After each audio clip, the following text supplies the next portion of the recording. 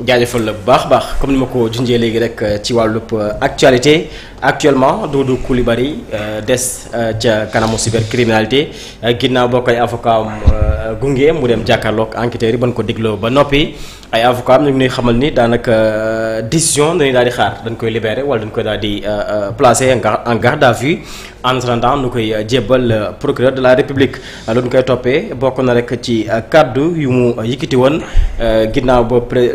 ginnaaw ba le premier ministre Ousmane Sonko daal di demee fële ca Turquie Erdogan daal di koy dalal lu ñu koy toppee bokk na ci li nga xam ne nag moo di offense à un chef d'État étranger offense à une personne disposant des prérogatives du président de la République du Sénégal ainsi que pour injure ana tey lan la ñu mën xaarandi comme décision ci ki nga xam ne nag moo di Doudou Coulibaly ak chef d'inculpation yi nga xam ni daanaka bu ma juumulee mi ngi toll si ñeent daal di koy teg ci ndoddam yaakaar nga dina jógee fële ca cybercriminalité daal ñibbi si këram.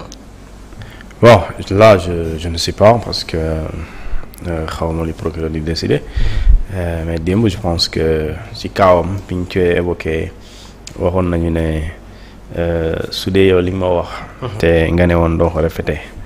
su ma ne la su dee loolu la. avocat am répété na ko. waaw xam nga avocat yi ñoom dañuy xaw a am kii quoi am na loo xam ne li leen jigul la. moom dëgg la moom. voilà ñoom boo leen bëggeen topp sax. doon yóbbu tribunal da ngeen di yóbbu fële ci bâtonnier bi seen kilifa te des fois nga yóbbu leen fa soo ma yow yaay xaddi nga ne waa bàyyi naa. nga bàyyi waaw parce que moi je connais des gens qui poursuivent des avocats. mais ba léegi. mujjul fenn ba léegi mujjagul fenn xaw ma ndax day mujj fenn. alors waxoon nañ fii si laa bu fekkente ni li nga ma wax man ak ñi ma gis ci commentaire ak ñi ma gisee gars yi di waxtaane loolu lañ koy toppee. waxoon naa la fii article 265. mën nañ ko évoquer.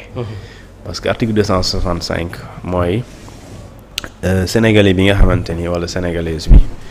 nga toog ci réew wala biti réew di xas wala di offenser président wu jàmbur wala ministre jàmbur wala gouvernement jàmbur loolu dañ koy tere. et loolu ñu ngi koy tere depuis 1977. précisément le 10 août. parce que loi la ñuy créé ñu tuddee ko loi numéro 77-87 du 10 août de 1977. alors soo demee ci paragraphe boobu da lay naan délit contre les chefs d'État et agents diplomatiques étrangers. Article 265 mu ne la l'offense commise publiquement envers les chefs d'État étrangers. les chefs de gouvernement étranger, les ministres d'un gouvernement étranger sera puni d'une peine d'emprisonnement de 6 mois à 2 ans et d'une amende de 100 000 à 1 500 000 francs CFA ou bien une de ces deux peines-là. soit ñu jox la nga fay 100 000 ba 1 500 000 nga fay loolu kese mu doon daan bi. wala ñu jël 6 mois yi. ba 2 ans ñu tànn ci benn mu doon daan kese sans ñu jot ñu teg la xaalis sans ñu ne tegal xaalis léegi nag loolu mooy kàddu ji nga yëkkati publiquement jëmale ko ci njiitum réewum jàmbur wala ay ministre réewum jàmbur wala ay premier ministre réewum jàmbur wala gouvernement tout simplement réewum jàmbur loolu soo ko defee soo ne da nga jàpp nekk sa réew aussi parce que li ñuy bañ mooy incident diplomatique la ñuy bañ yooyu la ñuy bañ moo tax soo ko waxee jëmale ko ci chef d'État boo xamante ne jàmbur la. yoonu Sénégal day dal sa kaw. léegi nag su dee li nga wax aussi. tekki na ne injure la parce que ñun Sénégal dañoo am manière bu ñu gisee. soo ko gisee nga jàppe ne noonu la loolu ni nga gisee noonu la tudd. injure c'est là mooy du forcément damay def sa nangam nga tudd yaay papa. déedéet. mooy lépp dañ ne l'injure c'est quoi c'est toute expression outrageante. wax lépp bépp kàddu joo xamante ni mën na vexer nit wala mën na génne nit ki ci maanaam ci humeur bu mu nekkoon. mu merloo ko loolu wala nga wax ko ba mu sentir na yow da nga koo blessé. blessé parce que nit ki mën pas parce que da saaga. du forcément pour nga blessé nit maanaam pour mu yëg ne moom. li nga ko wax métti na ko blessé na ko tekkiwul seulement nga ne ko damay nangam après nga ne yaayam déedéet. donc injure si yoon mooy toute expression outrageante boo xamante ni soo ko waxee dafay vexer wala dafay blesser nit léegi nag su dee injure injure aussi c'est l'article 262. mooy moo koy punir. léegi nag dañ ko nekk di ko déglu ci kàddu yooyu mu waxoon. nañ xaar au sortir de cette audition qu'est-ce qui sera retenu ou bien ndax dañ koy téye pour garde en position de garde à vue wala dañ koy libérer ne pare pour ñu convoquer ko mu nekk à la disposition de la justice. pour mu dem wuy ju procureur wala procureur daf ko naan waxal enquêteur ñu jeex na wala. bàyyi leen ko mu dem je sais pas mais façon kàddu jooju ma wax la démb. loolu mooy li am. mais est-ce que gënul jege garde à vue parce que booy xool dafa am lenn luñ koy toppee te loolu. ñun ko doon toppee ñëpp. dañ leen garde à vue mooy offense à une personne disposant des prérogatives du président de la République du Sénégal booy xool loolu toppee dañ ko Bah Diakhaté toppee woon ko ki nga xam ne aussi moo di Moustapha Diakhaté ak ki nga xam tamit moo di Bachir Fofana bu ma juumulee mais bu ñu demee ba di leen àtte dañoo disqualifié boobu les faits moom est-ce que xawul jege garde à vue tamit. Bachir je pense que diffusion de fausses nouvelles la woon. waaw Moustapha Diakhaté la woon. Moustapha Diakhaté c'était effectivement. offense à une personne exerçant des prérogatives exerçant une ou. des prérogatives du président. alors bon façon ci code de procédure pénale yi foofu. bokkul ci article yi nga xamante ne moom la code de procédure pénale bi wax article 139 bi. bi mu waxee ne.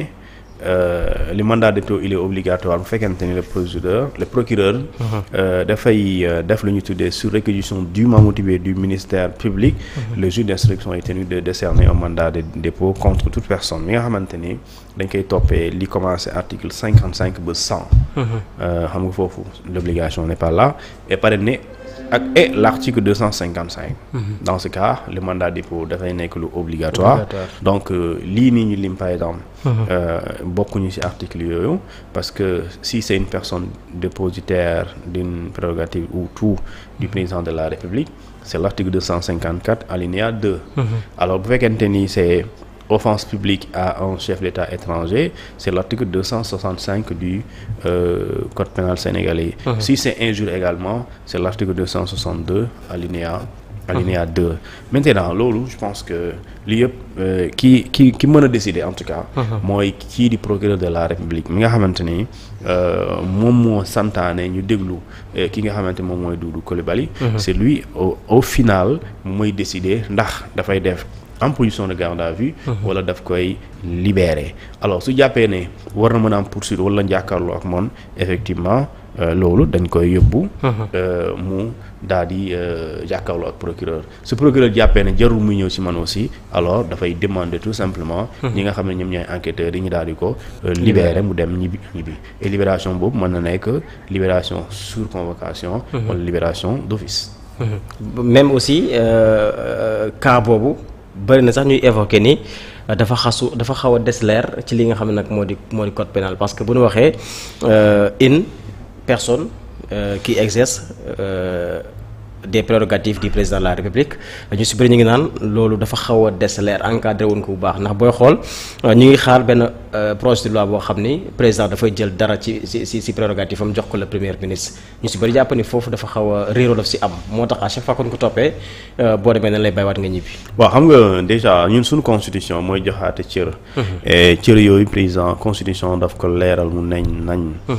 su fekkente ni dañuy sukkandiku ci constitution yooyu cër c'est pas le président de la République moom moo ko jox premier ministre constitution bu Sénégal lu mu joxee président lu ñu tuddee cër yooyu noonu la jëlee ci yenn cër jox ko premier ministre léegi cër yooyu bokk na ci yoo xamante ni président rek moo ko mën ci réewum Sénégal par exemple premier ministre mënu amul cër pour nommer les emplois militaires mënu ko premier ministre par exemple mënu présider le conseil supérieur de la magistrature par exemple bokk ci parce que loolu président moo am cër boobu moom la constitution bi wax le conseil national de sécurité aussi premier ministre mënu ko présider président rek moo ko am yeneen yoo xamante ni cër yooyu président kese la mais am cër yoo xamante ci nomination yooyu constitution bu Sénégal wax na ne d'accord le premier ministre mën nañ ko sant mu nommé mën nañ ko bàyyee cër mu nommé waaye nomination yooyu bokkul ci nomination militaire waaye civil la nomination civile yooyu aussi loi moo koy encadré et c'est maanaam ce sera déterminé par la loi donc di nga xam ne donc c'est pas n'importe quelle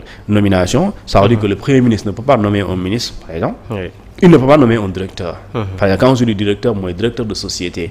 Bon, je vois moi directeur de son cabinet, voilà, etc. Mais par exemple, on nous nommer un directeur de la LONASE, par exemple. Ça, c'est le président de la République. Là. Li tax mu nekk une question boo xamante ni discussion lay nekk. Parce que bu fekkente ni dans la constitution. Prérogatives yooyu. C'est des prérogatives constitutionnelles qui sont conforées par la constitution à une autorité. Dans ce cas. Pour ñu naan parce que su dee juge bi soo ko toppee dara juge bi waree atte mu écarté boobu charge ça veut dire que moom ci appréciation am gisul ne effectivement li prouver que ne cër boobu jox nañ ko kii di premier ministre parce que su boobaa pour mu exister il faut mu am kayit bi war na ne président daf ko cëral alors que foofu constitution pouvoir yi di premier ministre di am du président moo ko jox constitution moo ko jox. Je sais pas si tu comprends. C'est-à-dire que le président mooy jox cër premier ministre. mais constitution moo ko jox constitution moo ko jox. léegi fee dañ ne une personne exerçant. une ou tout. léegi ça veut dire que pour kooku existe ça veut dire que il faut moi un décret bi manifester ne effectivement président cëral na diw. léegi diw boobu boo ko offensé dans ce cas suñ la toppee lay daan. ci loolu parce que day fekk nga am matérialité mooy le fait que lu mën a prouver que ne diw. mi ñu attaqué ñu offensé ko lii wane ne effectivement premier ministre maanaam président moom moo ko jox benn wala ci ay cëram. léegi nag su boobaa mooy. protéger sa ndaw quoi maanaam ki nga sant dara pour yoon musal ko ci ay offense wala ay attaque cër kayit googu mooy firndeel ku ko laal mën nañ la topp doy na waar am na lu xew ca CPI envoyé naa la ko CPI encore après nga xool ko dinañ si ñëw mais laataa loolu li nga xam ne moo di affaire ArcelorMittal Aly Ngouille Ndiaye tey nañ convoqué pour déglu ko ci boobu le dossier daanaka mu nekk dossier bu yàgg koppar ba nuy lijjanti tollu ci benn versement boo xam ne tollu ci 140 millions de dollars environ 78 milliards francs CFA donc loolu diggante 2000 jàpp li nga xam ne nag moo di 2012 ba tey boobule dossier daanaka leeragul Aly Ngouille Ndiaye ba ñu ko dégloo ba noppi dañ ko daal di libéré mu dem këram ba tey ci convocation boo moytuwul kii di Amadou Ba ak Birima Mangara ñoom it dinañ daal di dikk leeral boobule dossier daanaka ñun si topp bokk na lu leen di toppee bokk na ci corruption blanchiment capitaux ak li nga xam ne nag moo di escroquerie alors Aly Ngouille Ndiaye nan nga jàngatee convocation ci conflit bi nga xam ni daanaka